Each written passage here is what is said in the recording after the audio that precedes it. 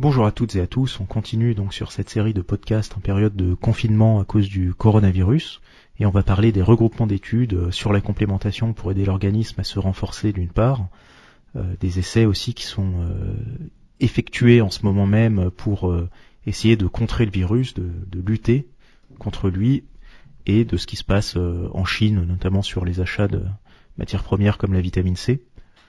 Et du coup, donc, ça nous amène à la complémentation en période de crise, complémentation antivirus. Et justement, à ce propos, il y avait une étude assez intéressante que tu avais postée sur notre forum. Mais enfin, malheureusement, on n'a pas la formule miracle qui cible pile ce virus-là. C'est juste, on essaye d'imaginer ce qui potentiellement pourrait marcher. Et ce qui est certain, c'est qu'il faut mieux pas avoir de carence en ce moment. Il faut mieux être à peu près à un niveau. Ouais. Tout. Mais bon, il y a rien de, il y a rien de. Déjà, ils n'arrivent pas à trouver un médicament, donc encore moins un complément alimentaire. Mais bon, il y a eu des essais de lancer, mais le temps qu'on ait les résultats, malheureusement. Ouais, mais alors effectivement, En on n'a fait, pas de ouais. vaccin avec les compléments, mais Mais en fait, on essaye de cibler le plus large possible, sans savoir si ça va marcher ou pas, en espérant que ça marche. C'est oui, il ça. faut se dire que avec ce qui se passe en ce moment, il y a énormément d'études justement qui sont réalisées, déjà qui viennent de Chine, parce que c'était l'épicentre il n'y a pas si longtemps que ça, et ils avaient une base de personnes finalement qui étaient infectées et dont ils pouvaient tester plusieurs choses et se rendre compte finalement de plusieurs choses. Et du coup, il y a cette étude assez intéressante qu'on avait sur le forum à propos de la taurine, la créatine et notamment l'hydroxyproline. Après, c'est une compilation de plein d'études qui parlaient des effets physiologiques de la taurine, hydroxyproline, créatine et puis bêta-alanine. Et ce qui était drôle enfin, c'est pas drôle, mais donc il parlait donc la première chose, c'est qu'il disait que c'était 4 acides aminés qu'on ne trouvait que dans la viande rouge et très très peu ailleurs et encore moins dans les végétaux. Donc il parlait de leur implication sur la santé, mais ce qui est drôle, c'est que hors sportif. Mais ce qui est marrant, c'est que tout ce qu'il dit s'applique aussi aux sportifs et c'est assez étrange de voir que ces acides aminés ou pseudo-acides aminés ont une implication santé et qu'on retrouve un peu la même chose en parallèle pour la performance. Et un troisième secteur où on retrouve un peu ces 4 mousquetaires, c'est dans le maintien long terme de la santé du cerveau. Donc enfin c'est pas une coïncidence. Hein. Enfin moi je pense pas que ce soit des coïncidences. C'est drôle de retrouver ces trucs-là dans ces 3 domaines cerveau, santé générale. Et bon, pour les sportifs, augmentation des performances, récupération pour les sportifs et protection contre les blessures pour l'hydroxyproline. Mais il parlait aussi du versant immunitaire en disant que ça a aussi une action sur l'immunité. Et comme il est chinois, enfin d'origine chinoise, il était un peu plus au courant que nous du coronavirus. Et moi, la première fois que j'ai lu cette étude, ça m'était complètement passé euh, au-dessus de la tête. Je sais plus, c'était novembre ou peut-être même avant la première fois, parce toutes les études sont publiées 2 fois. Donc et là, c'est alors la deuxième publication, la parution, etc. J'ai remarqué que ça, où il parlait que ça, puisque évidemment le sujet est très d'actualité, mais en gros, la viande rouge par ces acides aminés qui sont connus et peut-être d'autres molécules qui sont pas connues ont un impact sur l'immunité qui est assez importante. Ouais, alors faut le préciser, on parle vraiment de la viande rouge, hein, parce qu'on n'a pas les mêmes choses dans le poulet ou dans les œufs, et donc l'étude se porte vraiment sur la viande rouge et ces acides aminés-là. Pour ceux qui ne connaissent pas l'hydroxyproline, c'est un acide aminé qui est contenu dans le collagène. Donc quand vous prenez du collagène, C'est même ça s'appelle iminoacide. C'est pas tout à fait un acide aminé, mais bon, c'est quasiment la même chose. C'est pour les puristes, on précise. Mais c'est ce qu'on retrouve dans le peptane, en gros. exactement, bah, c'est ce qu'il y a à 10 ou 15%, si je me rappelle. Celui qui était le plus élevé en hydroxyproline, parce qu'on a le choix de plusieurs peptanes marins, donc qui sont des déchets de poisson, peptanes il y a du porc et il y a du bœuf et on avait retenu celui qui était justement le plus riche en hydroxyproline. Ouais. Pour ces raisons-là, d'ailleurs, parce que l'hydroxyproline, c'est quelque chose qui va structurer aussi la protection. C'est un peu l'équivalent de la leucine, peu ce qu'est la leucine pour la construction musculaire, donc l'acide aminé le plus anabolique pour la construction musculaire. Il a besoin des autres, mais c'est quand même le plus puissant si les autres sont là. Et l'hydroxyproline, c'est aussi le plus puissant pour l'anabolisme tendineux, dans la mesure où ses copains sont là pour l'aider, mais c'est quand même le plus stimulant. On en a 10% plus ou moins à peu près dans le collagène qui est sur le site, qui est justement à base de bœuf. Donc il y a ça, la taurine, la créatine, tout le monde connaît. Et en fait, ce qui est assez intéressant dans cette étude, effectivement, c'est qu'il parle de la viande rouge justement qui peut favoriser la défense immunologique contre les infections, et notamment, donc ça a été repris dans la deuxième publication, les parasites et les virus, qui incluent aussi le coronavirus. Donc c'est vrai que ça tombe en plein dedans, et je pense qu'ils ont rajouté ça Là, je sais pas. dans la deuxième publication. J'aimerais bien avoir le texte. Vu que c'est un Chinois, peut-être qu'ils étaient plus au courant de tous ces trucs qui flottent dans l'air que nous. Mais C'est bon, vrai. c'était marrant que le truc il ressorte à ce moment-là, quoi. Alors qu'il a dû être écrit il y a plus d'1 an. Ouais. C'est, je pense aussi c'est pour mettre ça en avant, mais ce que ça nous dit en fait cette étude qui est assez intéressante, c'est que comme tu l'avais précisé, la complémentation en taurine, en créatine et en hydroxyproline notamment, et en bêta-alanine, ça permet de pallier déjà certaines carences pour certains types de personnes. Je pense notamment aux végétariens ou aux végétaliens, et à des gens qui sont pas forcément végétariens, mais qui vont pas manger beaucoup de viande rouge, qui sont plus sur du poulet ou du poisson, etc. Et du coup qui sont potentiellement en déficit de ces acides aminés, et à qui une complémentation est toujours importante. On parle beaucoup de la créatine pour le sportif, pour notamment la masse musculaire, etc. Mais c'est un complément qui est étudié depuis énormément d'années, et qui a beaucoup d'effets bénéfiques sur la santé du cerveau.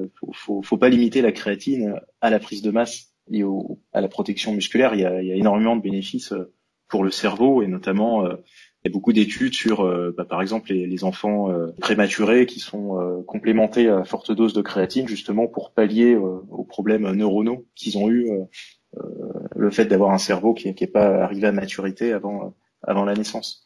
Donc c'est des acides aminés qui sont essentiels et pour le sportif, parce qu'il y a des carences effectivement avec le sport, mais qui sont aussi essentiels dans la gamme santé, et que beaucoup de personnes n'ont pas conscience encore pour le moment. Le sport, la pratique du sport intense et régulière augmente justement les besoins en ces acides aminés.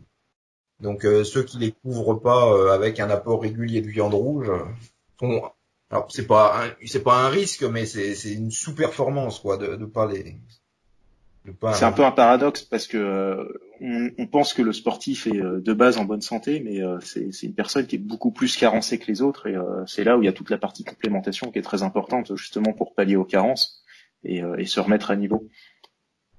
Bien que paradoxalement aussi, ce soit pas des carences qui soient reconnues pour le moment par la science.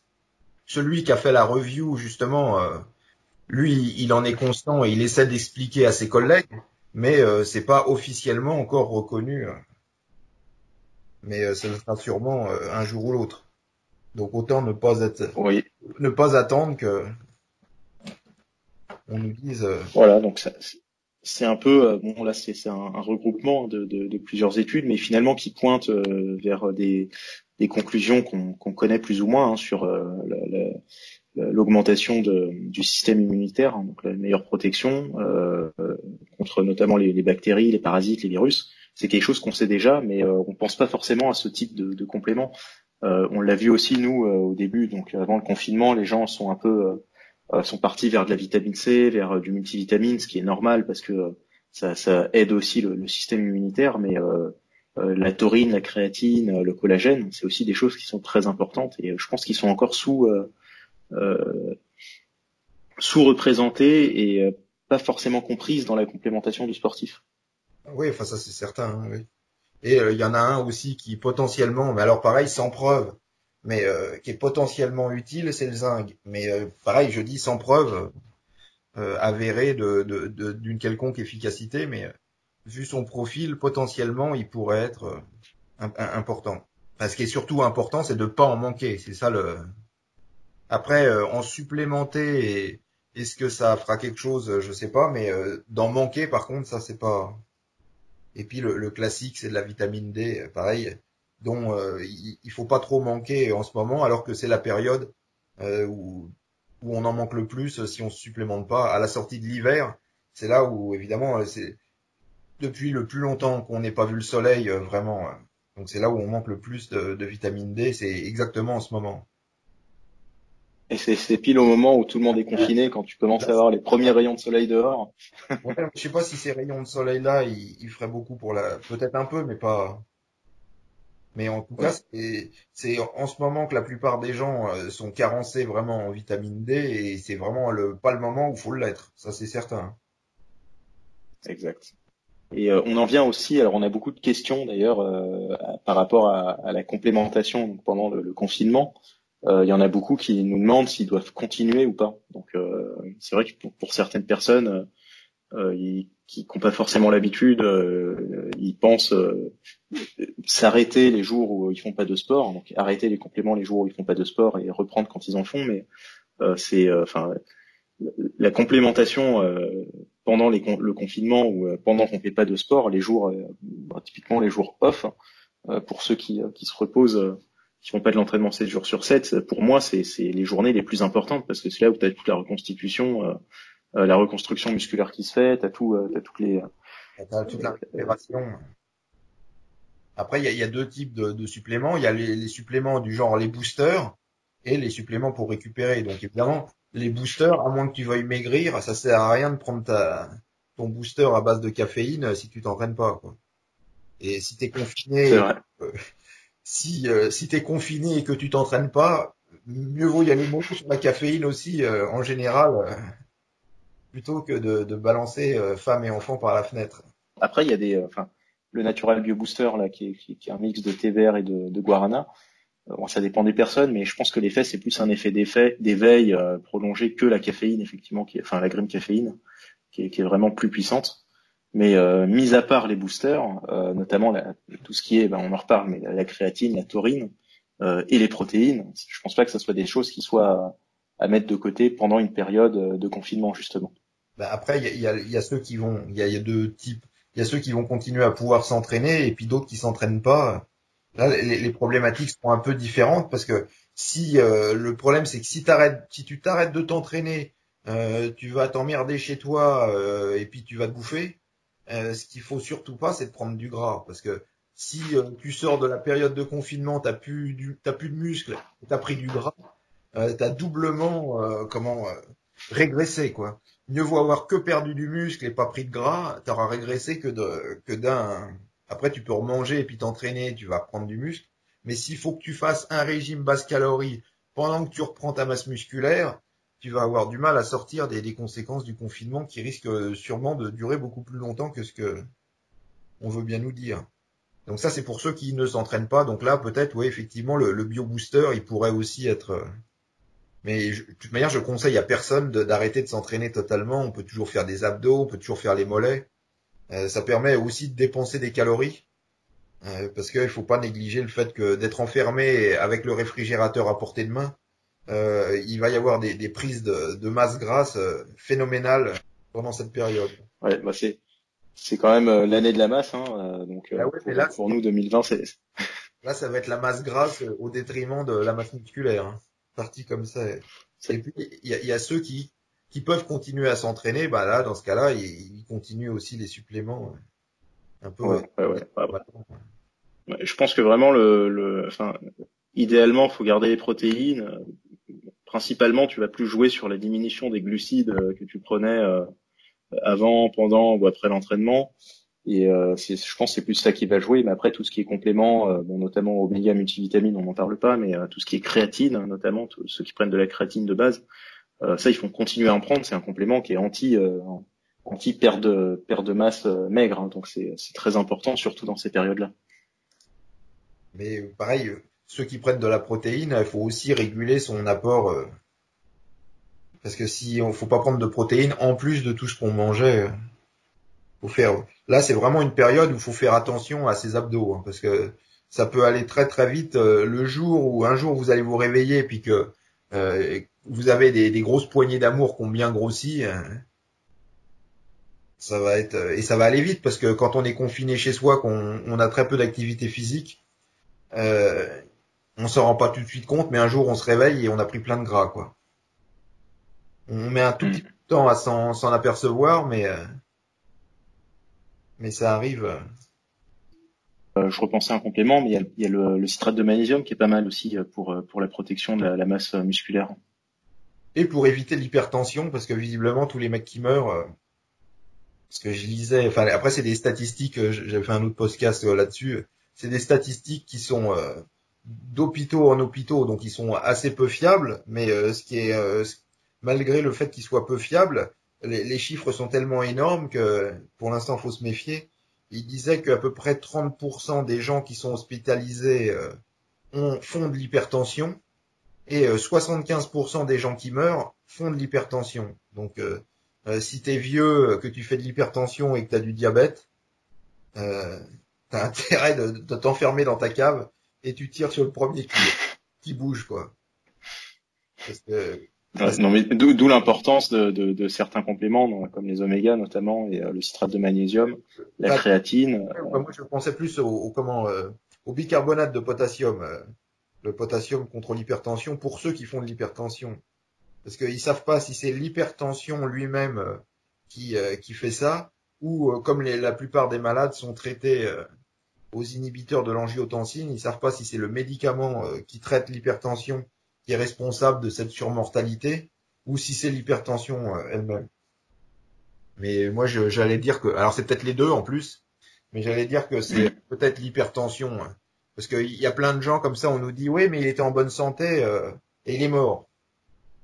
C'est que le mec, il se croyait, enfin moi, tel que je le vois, c'est que le mec se croyait en bonne santé et il y avait une pathologie qu'il ignorait. Et l'hypertension, c'est une pathologie qui est très facile à ignorer parce que soit on fait mesurer sa tension et on peut très bien être hypertendu sans en avoir la moindre idée, quoi. C'est vrai, c'est vrai. Et il y a l'arginine aussi qui est assez intéressante contre l'hypertension notamment. Peut-être plus même la citrulline que l'arginine. Là non. Ouais, je pense enfin idéalement faudrait les prendre les deux, hein.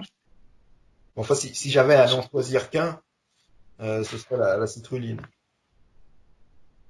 Qui ont des bénéfices cardiovasculaires et notamment qui vont jouer sur l'hypertension. On a quelques études dedans, dont l'inhibiteur de l'arginase qui prévient l'hypertension.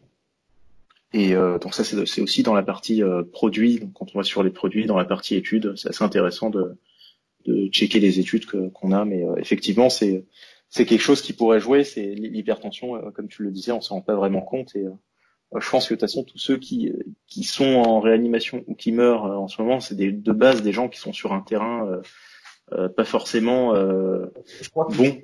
Que 99%, c'est qu'ils avaient déjà des pathologies déclarées assez importantes, quoi. Mais sur ces 99, enfin après c'était les statistiques d'un seul hôpital, mais sur ces 99, il y en a 75, enfin sur les 99% qui ont des pathologies, la pathologie qui est représentée à 75%, c'était l'hypertension. Mais bon, pareil, c'est des statistiques sur un seul hôpital, un seul endroit, donc c'est toujours un peu délicat. Pour l'instant, on a vraiment que des bribes d'informations qui restent à confirmer. C'est vrai. Et ça nous amène d'ailleurs sur un post que tu avais fait, parce que en Chine, du coup, c'est un peu des précurseurs sur la méthodologie à appliquer pour éliminer ou c'était surtout les premiers à choper le truc, quoi. Justement, donc c'est bien des précurseurs, mais ce qui est assez intéressant de voir, c'est que là-bas ils font, je pense qu'on aura pas mal de retours d'études qui sont faites par rapport à ça, mais notamment sur les compléments. Et tu avais posté, on en parlait tout à l'heure, les Chinois qui achètent leur vitamine C chez DSM en Europe.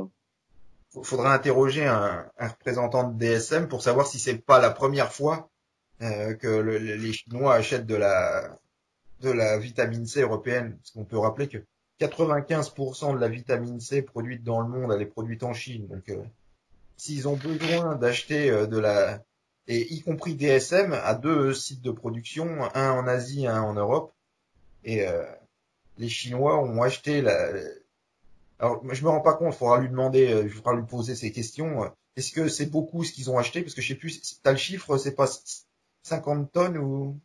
C'est 50 tonnes, ouais. Ouais. C'est 50 tonnes. Alors, je pense que par rapport à leur capacité de production pardon, chez DSM, pour moi, c'est un chiffre qui me paraît important au niveau de la quantité.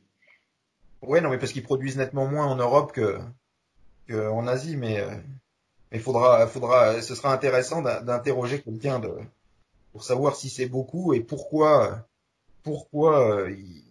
ils ont commandé cette vitamine C, hein, ou c'est parce qu'ils arrivent plus à en produire, ce qui est peu probable, parce qu'ils ont tellement de sites de production sur place, ou c'est qu'ils en ont fait une consommation phénoménale, quoi. Ouais. Après, je pense pas vraiment qu'ils soient en rupture de stock en Chine, hein, parce que même nous d'Europe, si on interroge les fournisseurs, on peut en acheter de la chinoise. La question moi que je me posais, c'était plus par rapport à l'usine, donc où on a notre vitamine, parce qu'il faut savoir que la vitamine C qu'on a chez Nutrimuscle, c'est de la vitamine C qui est fabriquée en Écosse, donc chez DSM, c'est la seule usine européenne de vitamine C qui a le label Quali-C. C'est l'usine de production, elle est sous des normes qui sont très strictes d'hygiène, et je me demande si c'est pas plus les méthodes qui sont utilisées pour la fabrication justement sont beaucoup plus qualitatives que ce qu'on trouve en Chine. C'est notamment pour ça qu'on a choisi la vitamine C de chez DSM européenne. Et je pense qu'il y a un souci de qualité et qui fait que selon les études, t'as pas les mêmes résultats sur les vitamines parce que ça dépend des vitamines qui sont utilisées et la qualité de la vitamine utilisée. Moi, je pense que c'est pour ça qu'ils ont fait cette commande. Après 50 tonnes à l'échelle de consommation chinoise, je pense que c'est vraiment pas beaucoup, mais c'est probablement pour cibler les malades et leur donner de fortes doses de vitamine C et voir comment ça se passe en fait. Ouais, parce qu'on se rend pas compte. Enfin, nous, c'est pour ça que ce sera intéressant d'interroger quelqu'un de chez DSM qui pourrait nous répondre.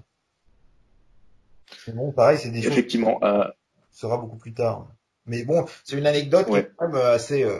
Enfin, ça m'a pas fait rire parce que c'est pas drôle, mais c'était quand même assez cocasse que les Chinois se mettent à acheter un truc dont ils maîtrisent 95% de la production mondiale, quoi. Et c'est vrai, c'est vrai. Mais ce qui est intéressant de voir en fait, c'est que quand on lit cette communication, donc justement par rapport à cet achat massif de vitamine C européenne, c'est qu'ils sont en train de faire 2 études. Enfin, il y en a une qui est déjà terminée, c'était ouais, la mais complémentation en forte dose de vitamine C sur les patients donc qui ont le coronavirus dans un état critique. Et la deuxième étude, c'est qu'ils sont en train de la faire là. C'est pour voir justement si une dose de 500 mg de vitamine C euh, sur des patients infectés va avoir un effet sur les 3 prochains mois, donc sur une période de 3 mois.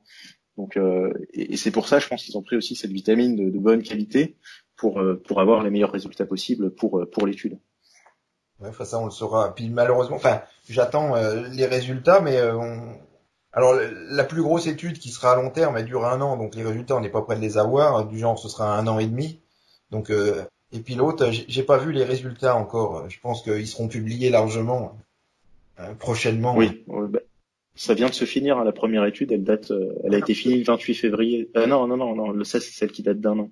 L'autre, elle se finit en mai, Mais la deuxième. on n'est pas prêt d'avoir les résultats non plus. Alors parce que le temps qu'ils calculent, les statistiques, les machins, les trucs, c'est ça le problème, Bah, c'est tout qu'il dépend. y a un tel. Je pense que si, Les résultats, tu les as pas comme ça en claquant des doigts. Faut qu'elles passent par des ouais, après, statisticiens et c'est un bordel terrible. ouais. Après, peut-être qu'ils vont mettre plus de moyens justement pour avoir les résultats plus rapidement, mais il y aura quand même un delta de plusieurs semaines minimum, hein, c'est sûr. Mais enfin, ils font feu de bois, ce qui veut pas dire que ça va marcher, hein, malheureusement. Moi, tous les trucs, pour l'instant, tous les trucs que j'ai vus réellement, ça n'a pas marché. Donc, On va voir. bah, ce sera probablement, maintenant, on fait ça beaucoup, c'est des multithérapies qui ciblent comment de manière possible à la fois pour essayer de lui laisser aucune chance de s'échapper, quoi. Mais bon, c'est pas malheureusement, on est dans l'urgence et c'est pour ça ils arrivent pas vraiment à trouver des trucs.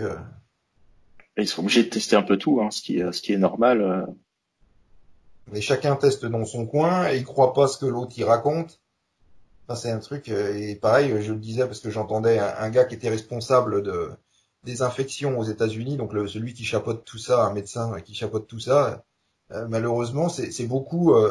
Les traitements se font beaucoup à celui qui fait le plus de likes sur Internet, parce que chacun se balance ses études sur les réseaux sociaux en essayant de faire le buzz sur Internet. Et il disait que plus tu fais de buzz grâce à ton traitement sur Internet, plus ton traitement il est repris par les autres, ce qui est quand même un truc de fou, quoi.